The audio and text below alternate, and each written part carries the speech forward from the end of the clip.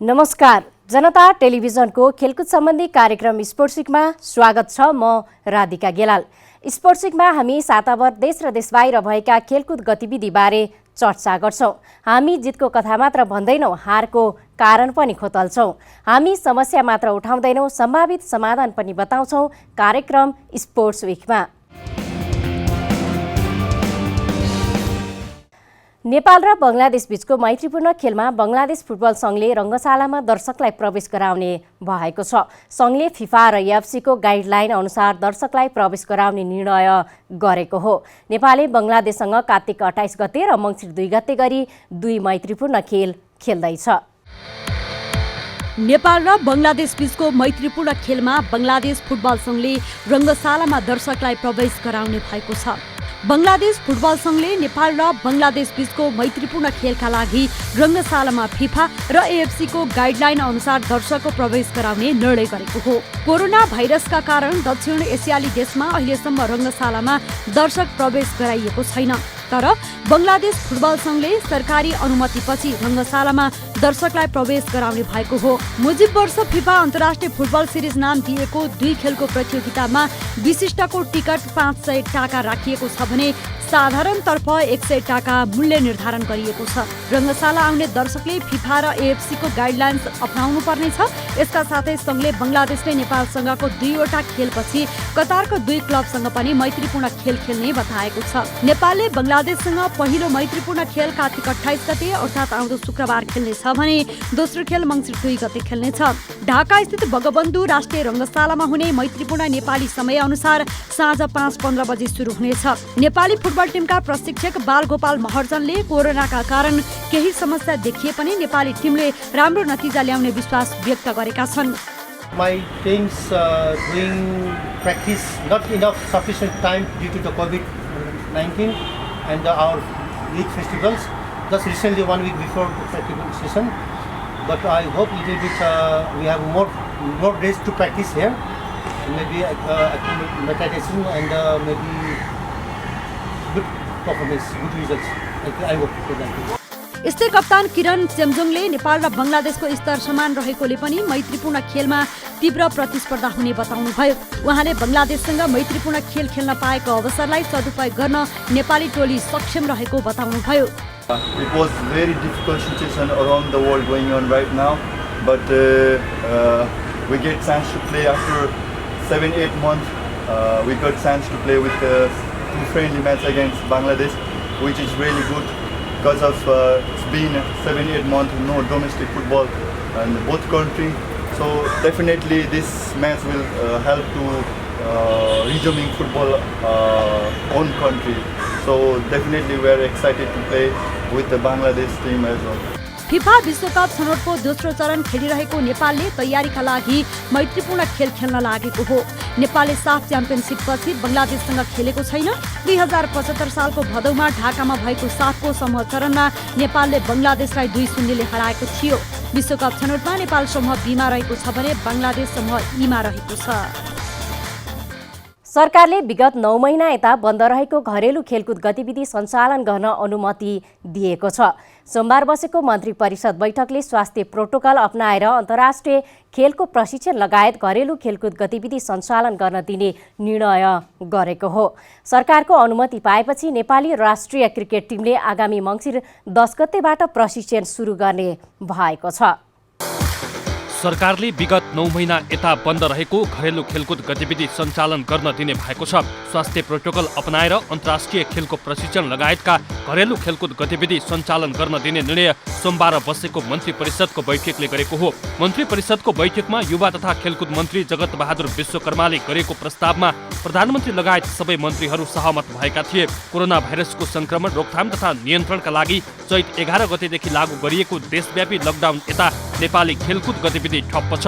अन्तर्राष्ट्रिय क्यालेन्डर नजिक आइरहेका खेलहरूको प्रशिक्षण सुरु गराउनु पर्ने दबावका बीच राष्ट्रिय खेलकुद परिषदले फुटबल र टोकियो ओलम्पिकमा सहभागिता जनाउने खेलको प्रशिक्षण सञ्चालन अनुमति दिए पनि सरकारले आधिकारिक रूपमा खेल गतिविधि रोकिरहेको थियो। राखेपको अनुमतिमा राष्ट्रिय फुटबल टोली बंगलादेशसँगको अन्तर्राष्ट्रिय मैत्रीपूर्ण खेलका लागि अहिले ढाकामा छ। त्यस्तै नेपाली राष्ट्रिय क्रिकेट टिमले पनि मङ्सिर 10 गतेदेखि प्रशिक्षण सुरु गर्ने भएको छ। राखेपकै अनुमतिमा जापानमा 2021 मा हुने ओलम्पिक छनौटको तयारीमा रहेको कराटे लगायतका खेलहरूको प्रशिक्षण भइरहेको छ। लामो समय मैदान बाहिर रहेका खेलाडीहरूलाई पहिलाको लय समाप्न भने केही समय लाग्नेछ। विज्ञहरूले भने खेलाडीको प्रदर्शन क्षमतामा हरास आउने भएकाले कम्तीमा राष्ट्रिय टोलीका खेलाडीको प्रशिक्षण सुरु गर्न पटक पटक सुझाव दिँदै आएका थिए। कोरोना भाइरसको संक्रमणका कारण यस वर्षको क्यालेन्डर प्रभावित भएको छ। कोरोनाका कारण मुखैमा आएका प्रतियोगिता समेत स्थगित हुँदा खेलाडी मात्र होइन पदाधिकारीमा समेत निराशा छाएको छ। कोरोना महामारी नभएको भए अहिले खेलकुदको माहौल निकै उचाइमा हुन्थ्यो। कतार विश्वकप फुटबल छनौट खेलले फुटबलको माहौल बनाउँदा क्रिकेटको अन्तर्राष्ट्रिय भ्रमणले नेपाली खेलकुद चर्चित हुने थियो। राष्ट्रिय खेलाडीहरू फागुनको तेस्रो साता गण्डकी प्रदेशमा तय भएको 9औं राष्ट्रिय खेलकुद प्रतियोगिताका लागि तीव्र तयारीमा व्यस्त हुन्थे। तर कोरोनाले वर्षभरिको तालिका प्रभावित गराउँदा खेलाडीमा मात्र होइन पदाधिकारीमा समेत निराशा छाएको छ। कोरोना महामारीले धेरै क्षेत्रलाई प्रभावित बनाउँदा खेलकुद क्षेत्र पनि अछुतो रहेन। विश्वलाई आक्रान्त बनाएको कोरोना भाइरस अझै नियन्त्रणमा आउन नसक्दा विकल्प खोजी भइरहेको छ। नेपालमा भने अझै सहज बन्न सकेको छैन। विकल्प पनि अझै सोचिएको छैन। पछिल्लो समय बढ्दो कोरोना भाइरसको संक्रमणका कारण तय भएका खेलकुद तालिका पनि प्रभावित भएका छन्। 9औं राष्ट्रिय खेलकुद अनिवार्य गर्नका निमित्त कसले के कुर्बानी बेहोर्नुपर्छ। प्रधानमन्त्रीले राष्ट्रिय खेलकुद परिषदलाई के भनेर सम्बोधन गर्नुपर्छ, अर्थमन्त्रीले के भनेर सम्बोधन गर्नुपर्छ, सबैलाई गर्ने गराउने वा निवेदन रिक्वेस्ट गर्ने र खेलकुद अनिवार्य गर्ने भन्ने मनसायसहित हामी अगाडि बढ्न सक्छौँ, बढ्न सक्नेछौँ। यसअघि पूर्वाधारको चुनौतीका बावजुद पनि प्रतियोगिता सञ्चालन गरी समापन भएका उदाहरण छन्। तर पोखराको आयोजनामा पूर्वाधारको समस्या नहुने राष्ट्रिय खेलकुद परिषदका उपाध्यक्ष शिव कोइराला बताउनुहुन्छ। उहाँले खेलकुद चलायमान बनाउनका लागि खेलाडीदेखि सम्बन्धित सङ्घबाट तत्परता देखाउनु पर्ने र सहयोगका लागि परिषद तयार रहेको स्पष्ट पार्नुभयो। कोरोना महामारीका बीचमा घरेलु केही चर्चित प्रतियोगिता हुनै पाएनन्। मुखैमा आएको franchise cricket league Everest premier league रोकियो। तालिका रहेको पोखरा प्रिमियर लिग पनि कोरोनाको चपेटामा पर्यो। साथै मोफसलमा हुने धेरै गोल्ड कपदेखि फुटबलका डिभिजन लिगहरूमा कोरोनाको असर देखियो। बैठक बसिसकेपछि सबैका आफ्ना मत हुन्छन्। हामी पोखरामा वा चाहिँ गण्डकी प्रदेशमा गर्दैछौँ। त्यहाँको वातावरण अनुकूल कुन महिना कुन समय के फिट हुन्छ, जसले सामान्यतया मैले अघि भने हामी कोरोना सन्दर्भमा कोभिडका सन्दर्भमा सबै मान्यताहरूलाई लागू गर्न त सक्दैनौँ। अधिकांश के पोसिबल हुन्छ त्यसको जगमा टेक्दै अगाडि बढ्नलाई हामीलाई सामान्यतया हाम्रो बैठकको 2-3 महिनाको समय राखेर त्यसको मिति फाइनल गरेर जान सक्छौँ भन्ने मैले होप गरेको छु। सरकारले खेलकुद सञ्चालनका लागि अनुमति दिए पनि नेपालमा बढ्दो कोरोना भाइरसको संक्रमण र तय भएका राष्ट्रिय तथा अन्तर्राष्ट्रिय खेल तालिकामा असर देखिँदा खेलाडीमा नैराश्यता देखिएको छ। 9 महिना भन्दा लामो समय खेलाडी खेलकुद गतिविधिबाट बाहिर रहँदा लयमा फर्कनै धेरै समय लाग्ने देखिन्छ। नेपाल क्रिकेट सङ्घ क्यानले राष्ट्रिय क्रिकेट टिमका पुरुष र महिला खेलाडीको वर्गीकरण सच्याएको छ। असोज 6 गते बसेको बोर्ड बैठकले गरेको खेलाडी वर्गीकरणको चौतर्फी विरोध भएपछि क्यानले वर्गीकरण सच्याएको हो। सच्याएको वर्गीकरणमा सोमपालकामी श्रेणी एमा परेका छन्। नेपाल क्रिकेट सङ्घ क्यानले सेन्ट्रल कन्ट्र्याक्टमा परेका राष्ट्रिय क्रिकेट टिमका पुरुष र महिला खेलाडीको वर्गीकरण सच्याएको छ। यसअघि गरेको खेलाडीको वर्गीकरणको चौतर्फी विरोध भएपछि क्यानले वर्गीकरण सच्याएको हो। खेलाडी वर्गीकरण छनौट समितिले तयार गरेको नयाँ वर्गीकरणलाई शनिबार बसेको क्यानको बोर्ड बैठकले सर्वसम्मतले पारित गरेको छ। परिमार्जन भएको वर्गीकरणमा बलर सोमपाल कामी ए श्रेणीमा परेका छन्। यसअघि उनलाई बीमा राखिएको थियो। यस्तै सीमा रहेका अविनाश बोहरालाई बीमा राखिएको छ। यसअघि कन्ट्र्याक्टमा नपरेका ललित नारायण राजवंशीलाई बी र सन्दीप जोहरालाई सीमा राखिएको छ। महिलातर्फ सरस्वती चौधरीलाई बी तथा ममता चौधरी र सुमन खतेवडालाई सी श्रेणीमा राखिएको छ। गत असोज 6 गते चितवनमा बसेको क्यानको बोर्ड बैठकले पुरुष तथा महिला खेलाडीको वर्गीकरण गरेको थियो। नयाँ वर्गीकरण अनुसार पुरुषतर्फ 20 र महिलातर्फ 22 खेलाडी सेन्ट्रल कन्ट्र्याक्टमा परेका छन्। क्यानले यसपटकको कन्ट्र्याक्ट सम्झौता 6 महिनाको हुने जनाएको छ। सम्झौता 2020 को जनवरी 1 बाट लागू भएको जनाएको छ। पुरुषतर्फ ए श्रेणीको खेलाडीले 50,000, बी ले 40,000 र सी श्रेणीको खेलाडीले मासिक 30,000 को दरले तलब पाउनेछन्। महिलातर्फ ए श्रेणीका खेलाडीले 15,000, बी ले 12,000 र सी सी श्रेणीका खेलाडीले 10,000 मासिक तलब पाउनेछन्। बोर्ड बैठकले क्यानको साधारण सभा मङ्सिर पहिलो साता गर्ने निर्णय पनि गरेको छ। यसअघि गत असोज 28 गतेका लागि तोकिएको साधारण सभा स्थगित गरिएको थियो। कोरोनाबाट सङ्क्रमित क्यानका अध्यक्ष र सचिवको अवस्थामा सुधार नआएपछि क्यानले असोज अन्तिम साताका लागि निर्धारण गरेको साधारण सभा स्थगित गरेको थियो। काठमाडौँ अन्तर्राष्ट्रिय भर्चुअल तेक्वान्डो पुम्से च्याम्पियनसिपमा थाइल्यान्डका पाकानोन चान्चारान र सुरेनेमकी चियानी तिजिङ हिन्तोजी उत्कृष्ट खेलाडी भएका छन्। शनिबार र आइतबार भएको च्याम्पियनसिपमा नेपालसहित 19 राष्ट्रका 362 खेलाडीले प्रतिस्पर्धा गरेका थिए। काठमाडौँ अन्तर्राष्ट्रिय भर्चुअल तेक्वान्डो पुम्से च्याम्पियनसिपमा थाइल्यान्डका पाकानोन चान्चारान र सुरिमेनकी चियानी तिजिङ हिन्तोजी उत्कृष्ट खेलाडी भएका छन्। पाकानोन पुरुष र चियानी महिलातर्फ उत्कृष्ट खेलाडी घोषित भएका हुन्। पाकानोनले 12 वर्ष मुनिको प्रतिस्पर्धामा स्वर्ण जितेका थिए भने चियानीले महिला 14 वर्ष मुनिको स्पर्धामा स्वर्ण जितेकी थिइन्। उनीहरू अङ्कका आधारमा उत्कृष्ट खेलाडी घोषित भएको प्रतियोगिता संयोजक कुमार लामा घिसिङले जानकारी दिए।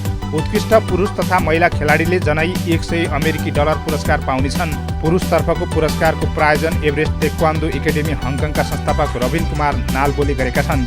यस्तै महिलातर्फको पुरस्कारको प्रायोजन होराइजन तेक्वान्डो सङ्घ हङकङका संस्थापक देवकाजी गुरुङले गरेका छन्। च्याम्पियनसिपको मोस्ट लाइक भेटिएको निर्णय भने आगामी शुक्रबार मात्रै गरिने प्रतियोगिता संयोजक घिसिङले जानकारी दिए। च्याम्पियनसिपमा मलेसिया टी च्याम्पियन बनेको छ। मलेसियाले 6 स्वर्ण 4 रजत र 7 काँस्य जितेको थियो। यस्तै आयोजक नेपाल 4 स्वर्ण 7 रजत र 10 काँस्य जित्दै दोस्रो भएको छ। मेक्सिकोले 2 स्वर्ण र 1 रजत जित्दै तेस्रो स्थान हात पारेको छ।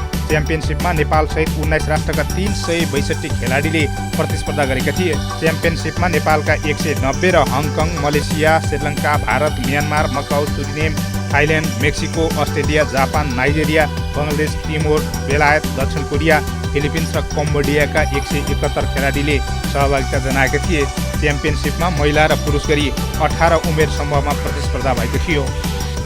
अब अन्तर्राष्ट्रिय जगतमा भएका खेलकुद गतिविधिको चर्चा। 13औं संस्करणको इन्डियन प्रिमियर लिग आइपिएल क्रिकेटको उपाधि मुम्बई इन्डियन्सले उचालेको छ। युएईमा भएको फाइनलमा दिल्ली क्यापिटल्सलाई 5 विकेटले हराएर मुम्बई 5औं पटक च्याम्पियन बनेको हो। पहिलो पटक फाइनलमा पुगेको दिल्ली उपविजेतामै सीमित भयो। 13औं संस्करणको इन्डियन प्रिमियर लिग आइपिएल क्रिकेटको उपाधि मुम्बई इन्डियन्सले उचालेको छ। युएईको दुबईमा मंगलबार राति भएको फाइनलमा दिल्ली क्यापिटल्सलाई 5 विकेटले हराएर मुम्बई 5औं पटक च्याम्पियन बन्यो। पहिलो पटक फाइनलमा पुगेको दिल्लीले भने उपविजेतामै चित्त बुझाउन बाध्य हुनु पर्यो। दुबई अन्तर्राष्ट्रिय क्रिकेट स्टेडियममा भएको फाइनल खेलमा दिल्लीले दिएको 157 रनको लक्ष्य मुम्बईले 18 ओभर 4 बलमा 5 विकेट गुमाएर पूरा गर्यो। मुम्बईको जितमा कप्तान रोहित शर्माले 68 रनको अर्धशतकीय इनिङ्स खेले। यस्तै ईशान किसनले अभिजित रहँदै 33 रन जोड्दा हार्दिक पाण्डेले 3 रन जोडे। ओपनर क्विन्टन डी डकले 20 तथा सूर्यकुमार यादवले 19 रन जोडे। केरन पोलार्ड 9 रनमै आउट भए। दिल्लीका एन्डिस नोटसले 2 तथा मार्कुस स्टोनिस, कागिसो रबडाले 1-1 विकेट लिए। टस जितेर पहिले ब्याटिङ गरेको दिल्लीले 20 ओभरमा 7 विकेट गुमाएर 156 रन बनाएको थियो। दिल्लीका लागि कप्तान श्रेयस अय्यर र ऋषभ पन्तले अर्धशतकीय इनिङ्स खेले। श्रेयसले अभिजित रहँदै 65 रनको योगदान गरे भने पन्तले 56 रनको अर्धशतकीय इनिङ्स खेले। 22 रनमै 3 विकेट गुमाएको दिल्लीका लागि पन्त र अय्यरले चौथो विकेटका लागि 96 रनको साझेदारी गरेका थिए। त्यस्तै दिल्लीका शिखर धवन 15 रनमा आउट हुँदा मार्कुस स्टोनिस 0 रनमा आउट भए। अक्षर पटेल र सिमरन हिटमायरले 5 र अन्जिका रहाणेले 2 रन जोडे। मुम्बईका ट्रेन्ट बोल्टले 3 विकेट लिए। नाथन कल्ट र जयन यादवले 1-1 विकेटको योगदान गरे। मुम्बई 5 पटक आइपिएल जित्ने पहिलो टिम बनेको छ। मुम्बईले यसअघि सन् 2013, 15, 17 र 19मा उपाधि उचालेको थियो। मुम्बईले लगातार दोस्रो वर्ष आइपिएलको उपाधि जितेको हो। गत वर्षको आइपिएल विजेता पनि मुम्बई नै हो। यो हारसँगै दिल्ली एक सिजनमा मुम्बईसँग लगातार चौथो खेलमा पराजित भएको हो। नेपाली लेग स्पिनर सन्दीप लामिछाने आबद्ध दिल्ली यसअघि लिगको 2 भेट र पहिलो क्वालिफायरमा मुम्बईसँग पराजित भएको थियो। लगातार 2 सिजन दिल्लीबाट खेलेका सन्दीप यस सिजनमा भने मैदानमा उत्रन पाएनन्। जर्मन क्लब बायर्न म्युनिखका स्ट्राइकर रोबर्ट लेवान्डोस्कीले गोल 50 बेस्ट प्लेयर अवार्ड जितेका छन्। सन् 2019 र 20 को सिजन उत्कृष्ट खेलाडी बन्दै लेवान्डोस्कीले गोल.कमले प्रदान गर्ने बेस्ट प्लेयर अवार्ड जितेका हुन्। जर्मन क्लब बायर्न म्युनिखका स्ट्राइकर रोबर्ट लेवान्डोस्कीले 50 बेस्ट प्लेयर अवार्ड जितेका छन्। सन् 2019-20 को सिजन उत्कृष्ट खेलाडी बन्दै लेभान्डोस्कीले goal.com ले प्रदान गर्ने यस अवार्ड जितेका हुन्। लेभान्डोस्कीले म्यान्चेस्टर सिटीका केभिन डी ब्रुयन र बार्सिलोनाका लियोनल मेस्सीलाई पछि पार्दै अवार्ड जितेका हुन्। लेभान्डोस्कीको उत्कृष्ट प्रदर्शनमा बायर्नले गत सिजन मुख्य 3 उपाधि जितेको थियो। बायर्नले बुन्डेसलिगा, च्याम्पियन्स लिग र जर्मन कप जितेको थियो। यस्तै युएफए सुपर कप र जर्मन कप समेत बायर्नले जितेको थियो, जसमा लेभान्डोस्कीको भूमिका महत्त्वपूर्ण रहेको थियो। गत सिजन लेभान्डोस्कीले लिगमा 34 गोल गरेका थिए। यस्तै च्याम्पियन्स लिगमा लेभान्डोस्कीले 15 गोल गरेका थिए। उनले कुल 47 खेलमा 55 गोल गरेका थिए। महिलातर्फको अवार्ड चेल्सीकी पर्निल हार्डेले जितेकी छिन्। ब्याट्सम्यान बाबर आजम पाकिस्तानको टेस्ट क्रिकेट टिमका कप्तान नियुक्त भएका छन्। पाकिस्तान क्रिकेट बोर्ड पीसीबीले आजमलाई टेस्ट टिमको समेत कप्तानी दिएको हो। यससँगै आजमले 3वटै फर्म्याटको कप्तानी सम्हाल्ने भएका छन्। ब्याट्सम्यान बाबर आजम पाकिस्तानको टेस्ट क्रिकेट टिमका कप्तान नियुक्त भएका छन्। पाकिस्तान क्रिकेट बोर्ड पीसीबीले मंगलबार आजमलाई टेस्ट टिमको समेत कप्तानी दिएको हो। पीसीबीले अजहर अलीलाई हटाएर आजमलाई कप्तान चयन गरेको हो।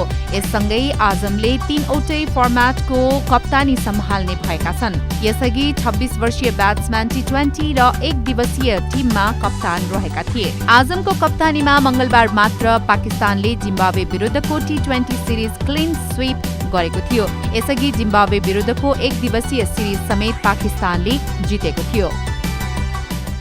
इङ्ल्यान्ड फुटबल एसोसिएसन एएफए का अध्यक्ष ग्रेग क्लार्कले पदबाट राजीनामा दिएका छन्। रङ्गभेदीय भाषाको प्रयोग गर्दा विवादमा आएपछि अध्यक्ष क्लार्कले राजीनामा दिएका हुन्। इङ्ल्यान्ड फुटबल एसोसिएसन एफए का अध्यक्ष ग्रेग क्लार्कले पदबाट राजीनामा दिएका छन्। रङ्गभेदीय भाषाको प्रयोग गर्दा विवादमा आएपछि अध्यक्ष क्लार्कले राजीनामा दिएका हुन्। एफएले क्लार्कले राजीनामा दिएको पुष्टि गरेको छ।